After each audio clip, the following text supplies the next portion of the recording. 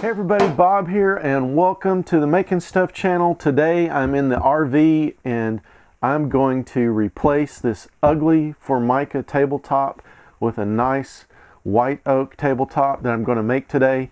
And this isn't going to be a very long video, so I decided to do something a little bit different.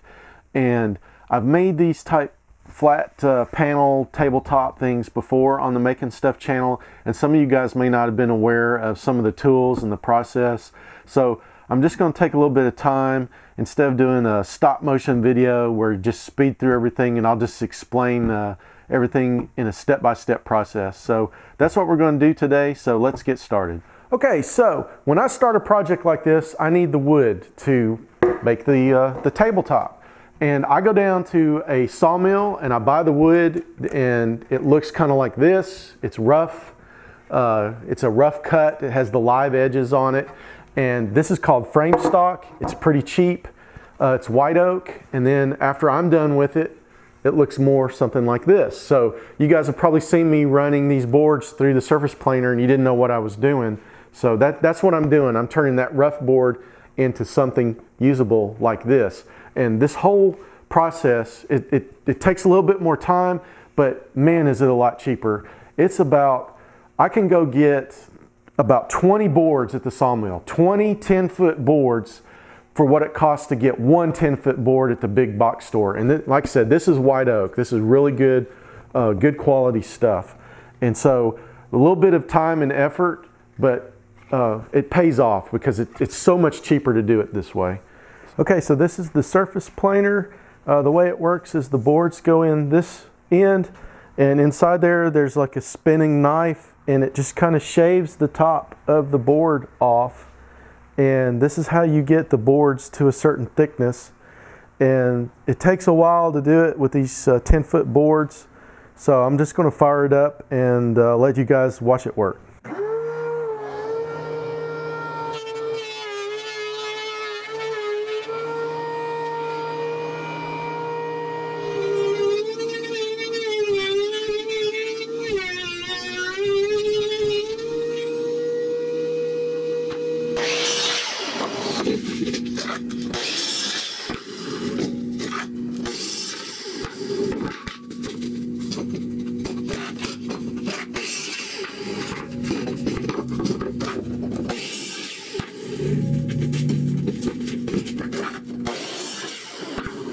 All right, after the boards go through the thickness planer, you get this smooth finish on the board.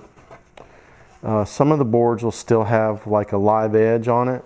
So what I do is I just cut those sections out, and I use these for other projects. But I get some good sections where, you know, the whole board looks like this. And then I will just double check with a moisture meter to make sure that these are dry enough to use, because when you plane it, you're taking the top layers off, and you want to make sure that that middle layer is still dry enough.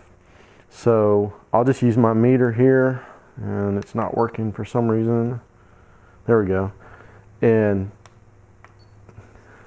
you can't, this camera, it's hard to see that readout, but it says it's 9.7%. That's the moisture content on the board. Now this meter runs a little high. Most people will tell you, you know, around 6% is where you want this to be, and I believe that this is 6% because based on using this meter in the past, I know that it does read a little bit high. So now thing to do is we've taken care of this surface. Now we've got to take care of the edge or the edges, and we have to go to the joiner to do that. Okay, so this is the joiner. I like to make sure before I use it, make sure that the fence is square, because if not, you will not have a square edge on your board. And the way this works is there's just a spinning blade right there, and this platform is a little bit lower than this one, and when you run the boards across there, it takes a little bit off that edge, so that makes the edge straight and square. And I also take the boards and I cut them down to length, and I leave about an inch extra on each side, and I'll show you why I do that in a minute. But let's run these boards through here and get them all squared up.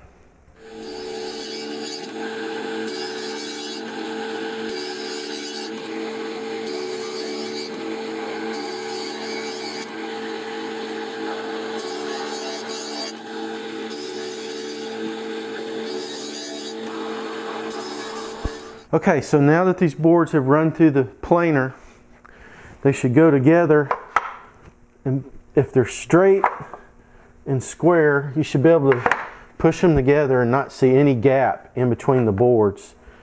I don't know what the camera's showing, but that looks pretty good. There's a little spot right here I might need to fix, but that's pretty good. So we're ready for the next step, which is to get the biscuit cutter out and cut some biscuits.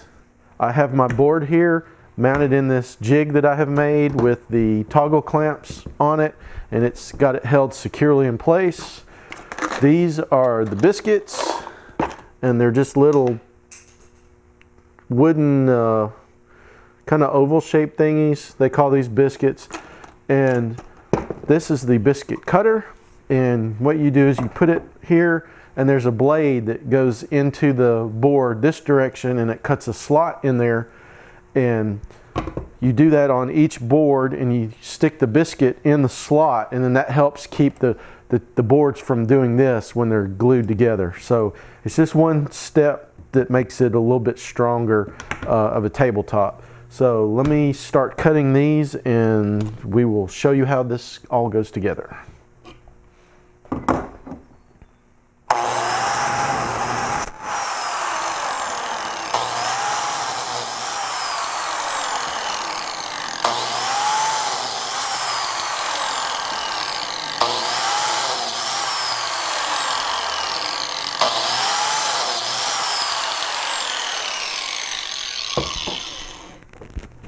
All right, so here's one of the biscuits, and you can see the slot that the biscuit cutter cut.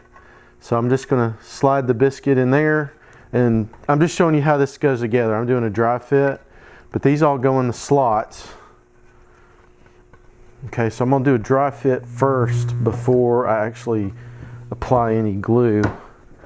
But then you just push the boards together, and it makes a tighter fit than that, but that's how it works. So this will give the board some extra rigidity. You can see there, I mean, they're not clamped together or anything, but that's how it works, and I'll go through and do this on all of the boards. So I guess the next step to do is to glue them and clamp them.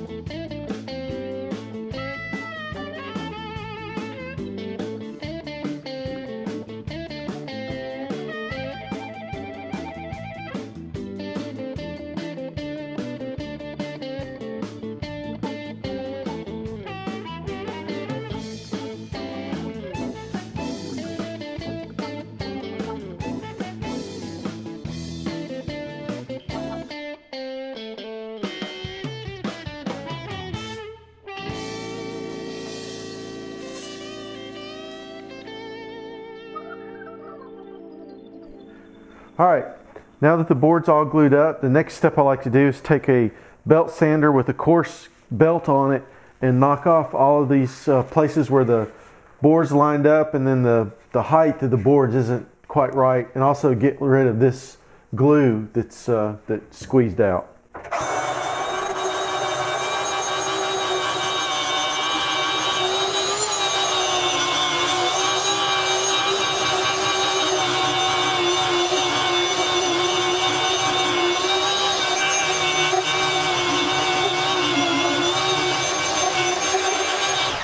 Well, unfortunately, my belt sander broke this drive belt, and it's out of commission. Fortunately, it's not proprietary. It's a 110 XL. I can order that online. Of course, I can't go into a store and buy it anywhere around here. So I'm going to finish up the job with my pneumatic orbital sander. That's the next aggressive sander that I've got in my lineup here. Alright, so now that I've got this all sanded up, I'm going to trim this end off here and get rid of all these pieces here where the boards don't line up. So I'm just going to make one straight cut. And that's a lot easier to do than to try and make this line up while you're gluing the boards together.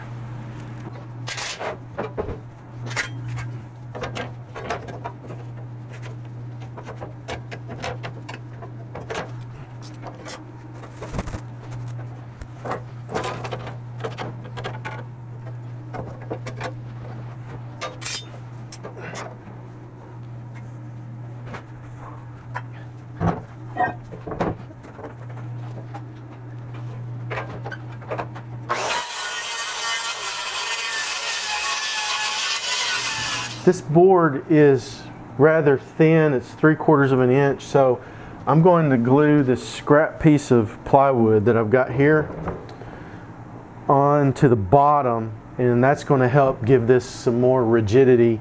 Plus this is going in an RV, so it's going to be bouncing up and down going down the road, and you'll see when I mount the hardware on here why I had to do it this way, because there's two posts and they mount in the center, so there's no support on the corners or the outside of the table, so this is going to give that some support. So I'm going to glue that down here, and then we'll get on to the next step.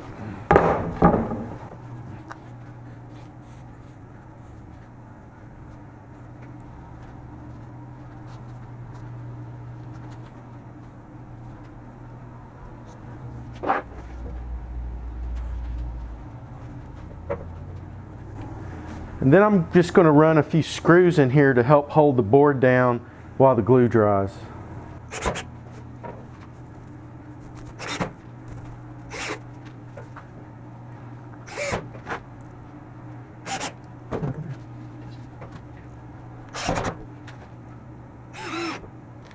Now that I've got the plywood glued on there, I'm going to take a round over bit on my router. I don't know if you can see that or not. And we're going to just route out the edge all the way around this tabletop.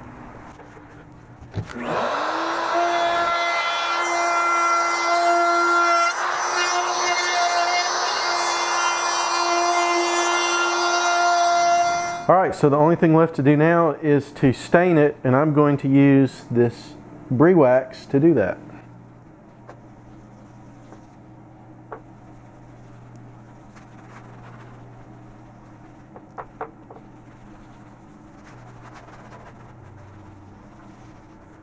Okay, so I'm going to reuse the hardware from this table here, and the way these work is you just pull them up, and there's these plates here. They're kind of like dog bowls, dog dish, and they're mounted on the bottom, and they just slide into these poles here, and there's just nothing to it. So I'm going to reuse the hardware that's on the table for the new top and mount it to these poles here. Okay, so the next step is to remove these, and they're just screwed in to the bottom of the table.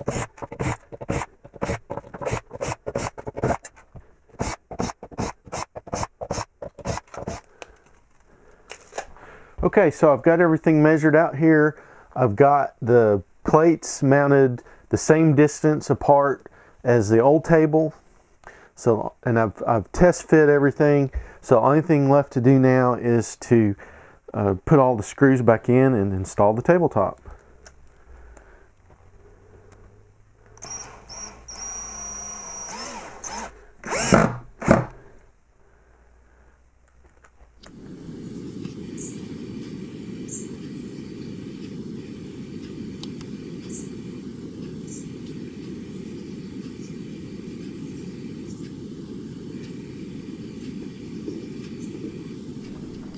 Alright, so here's the completed tabletop. It's a whole lot nicer than what was here. I hope you guys like it. If you did, give me that thumbs up. If not, give me the thumbs down. That lets me know what you guys are interested in seeing. And if you're not a subscriber, please hit that subscribe button so you don't miss any more upcoming videos. And thanks for watching.